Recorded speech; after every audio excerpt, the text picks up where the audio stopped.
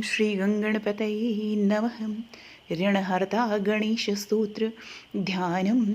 ॐ सिन्दूरवर्णं द्विभुजं गणेशं लम्बोदरं पद्मदले निविष्टं ब्रह्मादिदेवे परिसेव्यमानं सिद्धैर्युतं तं प्रणमामि देवम्.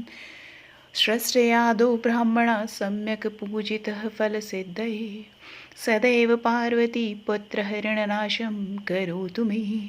त्रिपुरस्य वधात् पूर्वं शम्भुना सम्यगर्चितः सदैव पार्वती पुत्रहरणनाशं करोतु मे.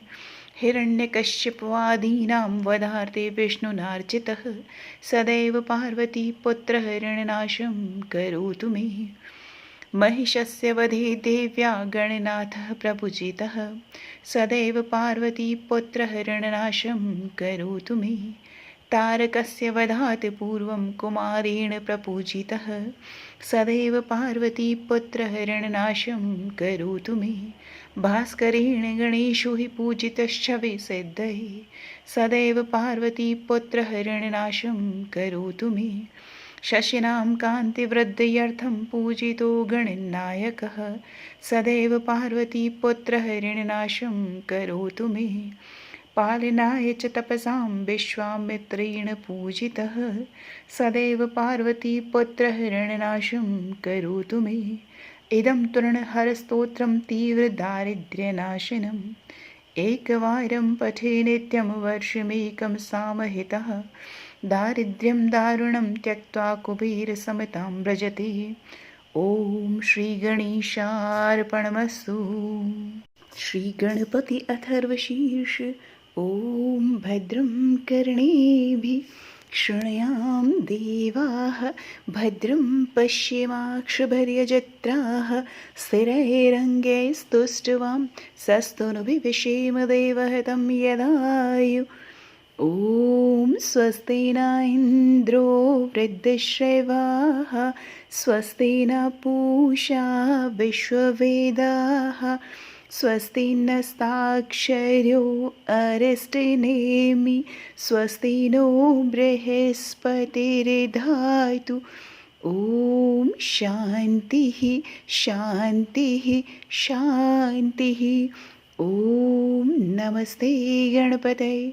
त्वमेव प्रत्यक्षं तत्त्वमसि त्वमेव केवलं कर्तासि त्वमेव केवलं धर्तासि त्वमेव केवलं हर्तासि त्वमेव सर्वं खल्विदं ब्रह्मासि. त्वं साक्षादात्मासि नित्यं ऋतं वच्मि सत्यं वच्मि अवत्वं माम् अववक्तारम् अवश्रोतारम् अवदातारम् अवधातारम् अवानुचानं शिष्यम् अवपश्चातात् अवपुरस्तात् अवोत्तरातात् अवदक्षिणातात् अवचोर्ध्वातात् अवाधरातात् सर्वतो मां पाहि पाहि समन्तात्. त्वं वाङ्मयस्त्वं चिन्मयः त्वं वाङ्मयस्त्वं ब्रह्ममयः त्वं सच्चिदानन्दाद्वितीयोऽसि त्वं प्रत्यक्षं ब्रह्मासि त्वं ज्ञानमयो विज्ञानमयोऽसि. सर्वं जगदिदं त्वत्तो जायते सर्वं जगदिदं त्वत्तिष्ठति सर्वं जगदिदं त्वयि लयमेष्यति सर्वं जगदिदं त्वयि प्रत्येति. त्वं भूमिरापो नलो निलो नभः त्वं चत्वारि वाक्पदानि त्वं गुणत्रयातीतः त्वं वस्त्रत्रयातीतः त्वं देहत्रयातीतः त्वं कालत्रयातीतः त्वं मूलाधारस्थितोऽसि नित्यम् त्वं शक्तित्रयात्मकः त्वां योगिनो ध्यायन्ति नित्यं त्वं शक्तित्रयात्मकः त्वां योगिनो ध्यायन्ति नित्यं.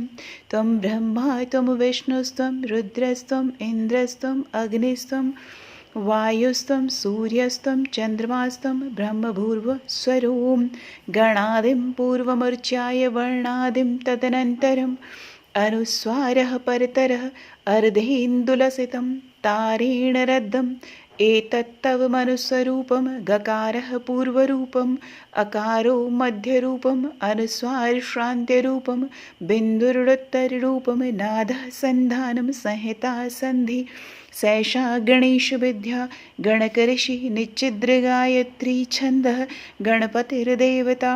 ॐ गं गणपतये नमः। एकदन्ताय विद्महे वक्रतुण्डाय धीमहि तन्नो दन्ति प्रचोदयात्। एकदन्तं चतुर्हस्तं पाशमङ्कुशधारिणं रथं च वरदं हस्ते बिभ्राणं मूषकध्वजं रक्तं लम्बोदरं शूर्पकर्णकं रक्तवाससं रक्तगन्धानुलिप्ताङ्गं रक्तपुष्पैः सुपूजितं भक्तानुकम्पिनं देवं जगत्कारणमच्युतम् आविर्भूतं च सृष्टयादौ प्रकृतेः पुरुषात् परम् एवं ध्यायाति यो नित्यं स योगी योगिनां वरः।